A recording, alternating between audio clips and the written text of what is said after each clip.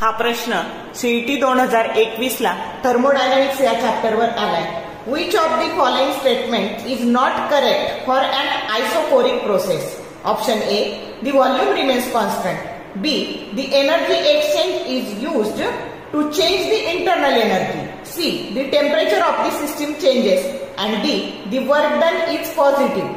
आता आयसोकोरिक मध्ये काय असतं तर व्हॉल्यूम कॉन्स्टंट असतो.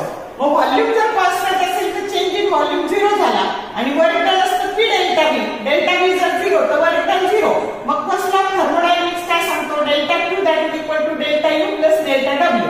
मग आता हे जर डेल्टा डब्ल्यू 0 आहे तर एनर्जी सप्लाय जी काही केली तर ती इंटरनल एनर्जी चेंज करायला वापरली जाते म्हणजे टेम्परेचर चेंज होतं. म्हणजे पहिले तिन्ही स्टेटमेंट हे ट्रू आहे आणि म्हणून वर्क डन मात्र इथे 0 असतं आणि करेक्ट तुम्हाला रॉंग स्टेटमेंट शोधायचे आयसोकोरिकच्या बाबतीतलं मग ते डी आहे. The work done is positive. Actually work done काय असतं 0 असतं. तर उत्तर डी आहे. शॉर्ट व्हिडिओ आवडले लाईक करा, शेअर करा, कमेंट करा. For more useful tips and tricks keep watching wings of physics. Thank you very much.